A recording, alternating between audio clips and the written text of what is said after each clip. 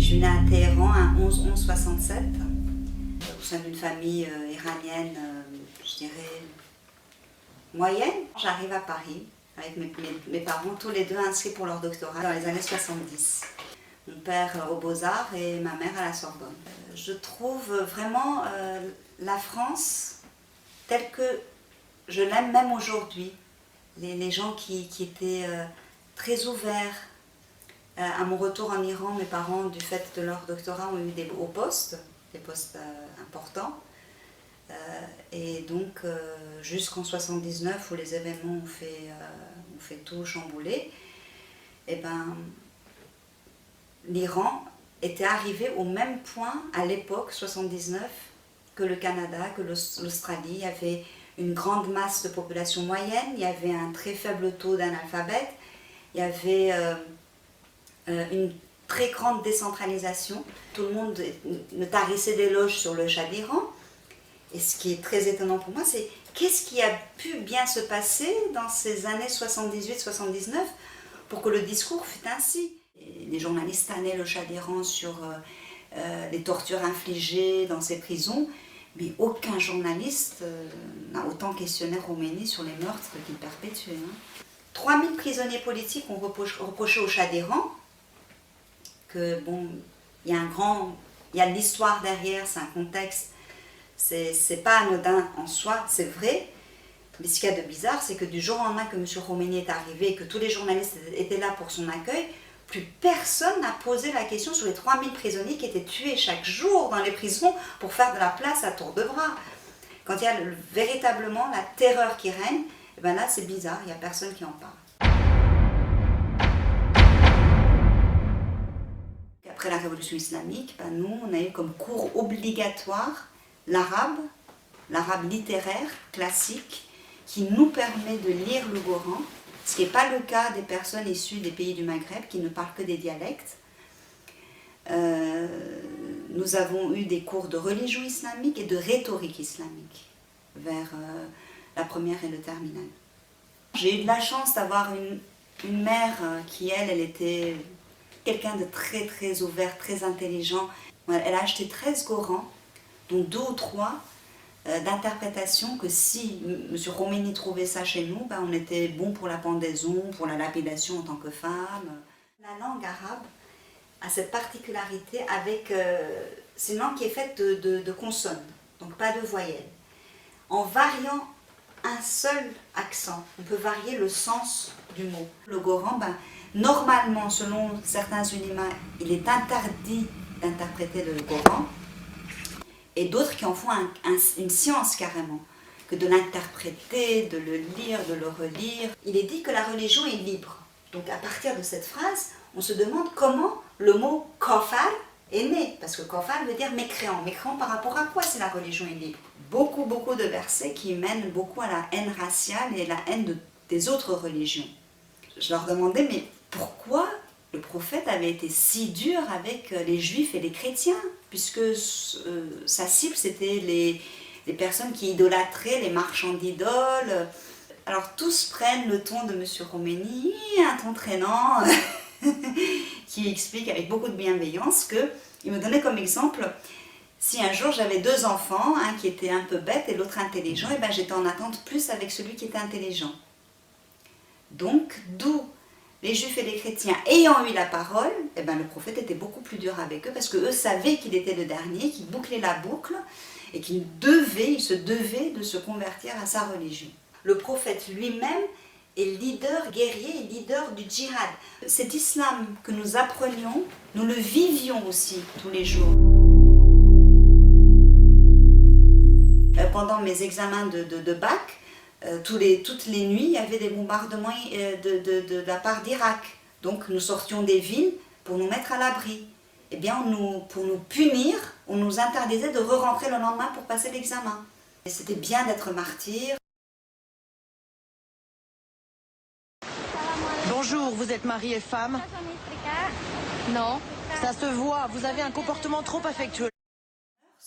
La police des mœurs, les pastarons des mœurs, c'est des voitures 4x4 avec 4 personnes, 2 devant, 2 derrière, mitraillettes à la main, qui se baladent dans les rues, rien que pour voir s'il n'y a pas de garçon avec une fille, s'il n'y a pas une fille qui est trop mal vêtue, si nous n'avons pas de comportement douteux qui laisse penser qu'il y a de l'alcool ou des... C'est inimaginable. Et c'est des punitions quasiment immédiates devant tout le monde. Les coups de fouet, si on écoute la musique ou si un garçon et une fille se tiennent la main, et puis un mariage forcé derrière. Alors paradoxalement, ces mêmes messieurs qui font ça, quand ils voient une fille dont ils ont beaucoup envie, il y avait une voisine, elle était très très jolie, ben, Passaron voulait absolument faire un ciré avec elle, c'est le mariage temporaire qui est permis dans l'islam. Ça peut durer de un quart d'heure jusqu'à quelques jours. Voilà, c'est une atrocité, c'est pour la condition féminine, c'est même pas imaginable.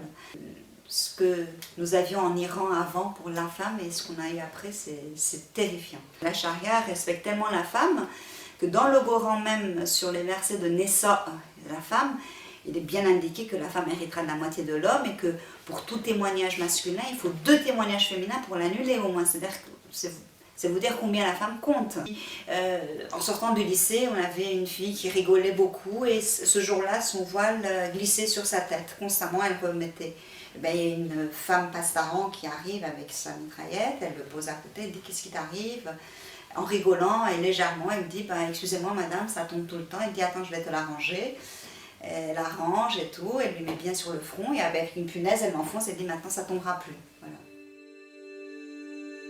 Il y avait de temps en temps des filles qui me faisaient monter à l'arrière des voitures et qu'on ne revoyait plus ou que l'on revoyait quelques mois après, ayant souffert le martyre, ayant été violées à tour de bras par plusieurs personnes à la fois. Et voilà, si elles étaient vivantes, c'était pire, j'allais dire. Il y avait un imam féminin et une bombe est tombée dessus et ça n'a fait que finalement ébranler les murs et elles étaient toujours vivantes. Et nous avons entendu les cris, nous avons accouru pour les sauver, mais bon, pas moyen. Nous voyons les tractopelles, les passarans arriver. On était tous très soulagés, on était prêts à remonter les manches pour leur donner un coup de main. Et finalement, c'était pour mieux les bétonner et les couvrir qu'ils étaient là. Voilà, ça c'est l'islam. Elles étaient nues, et puis être martyr, c'est très très bien. C'est la meilleure des fins qui puisse arriver. Pas même notre voisin ne savait que nous sortions. Nous avons tout laissé comme si nous allions revenir, avec tous les biens, les comptes bancaires et tout, tel quel. Nous n'avons rien pu sortir, rien. Enfin bref, donc toute une vie à rebâtir à partir de miettes, de se reconstruire aussi pareillement, au niveau psychologique, après une guerre, après des horreurs, et avec beaucoup de difficultés financières. En 79, il y a l'équilibre parfait entre le franc et le toman. Au final, nous sommes sortis. Pour un franc, il fallait 17 tomans. L'euro vaut 5000 tomans. Il est arrivé en disant que c'est l'islam des pauvres, pour les pauvres. Or, depuis, le nombre de pauvres n'a jamais cessé d'augmenter. Les gens font 3-4 boulots pour s'en sortir.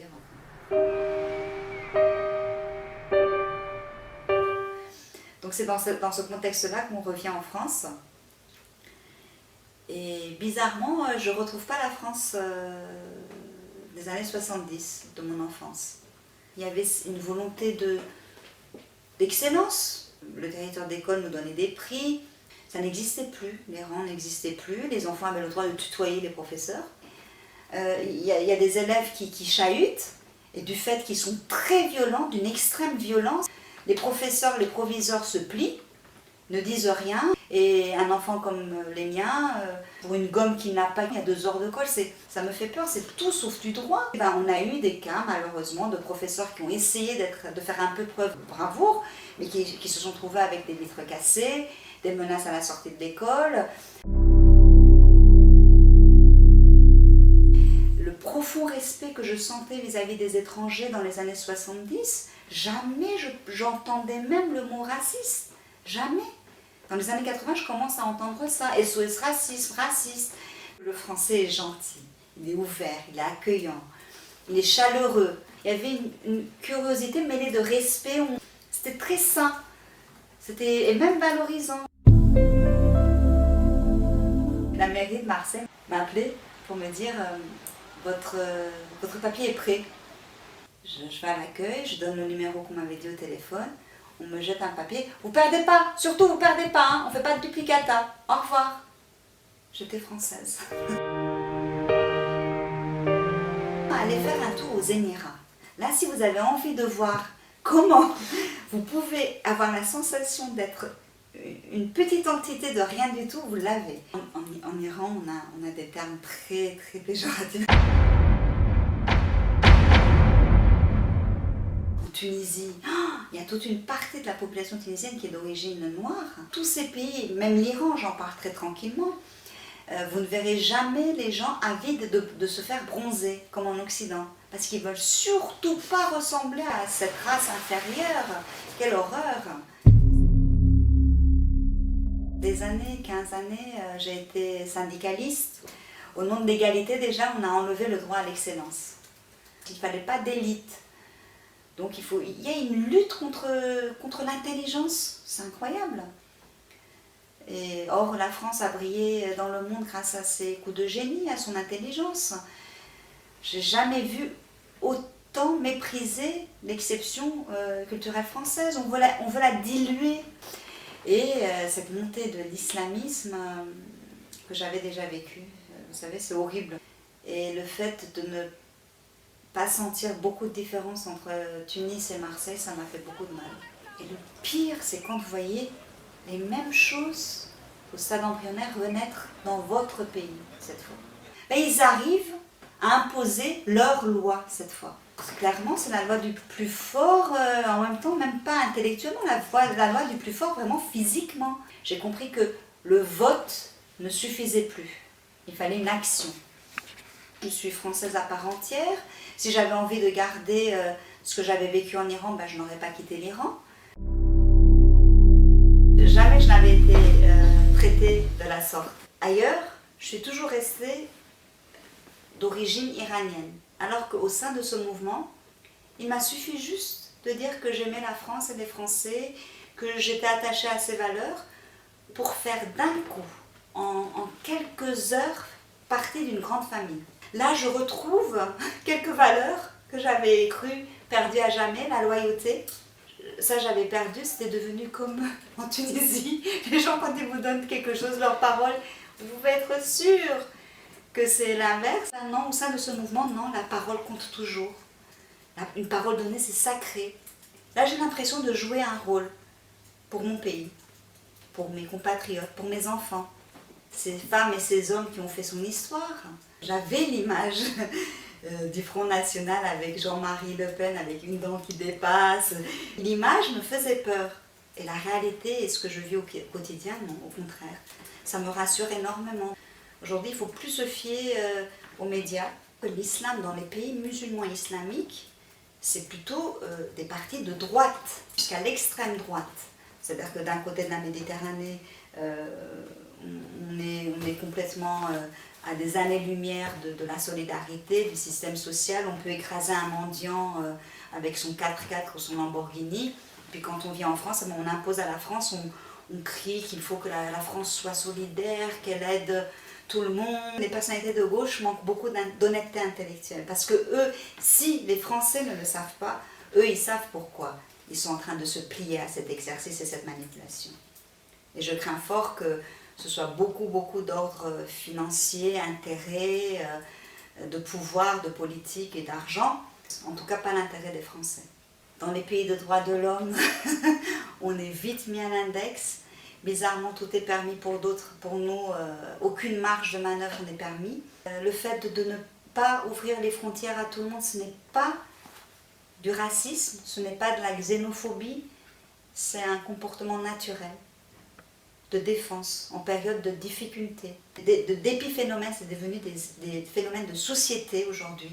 Si on laisse s'installer, il arrivera un moment où nous n'aurons plus la main dessus. Et même les politiques qui ont permis cela, je crains fort qu'ils n'aient pas calculé les retombées. Parce que ça se retournera fatalement contre eux-mêmes. On impose la tolérance pour les autres, on impose la générosité par les autres, on donne de la poche des autres. En plus, culpabiliser les Français aujourd'hui, c'est vraiment impardonnable. Les Français qui sont victimes d'une situation sont coupables. Coupables de quoi? D'être racistes, d'être intolérants. Mais qu'est-ce qui fait qu'aujourd'hui ils se trouvent dans cette situation? C'est qu'ils ont été très tolérants, très ouverts, même trop. Et en tout cas, c'est très très malhonnête, ça devient insupportable.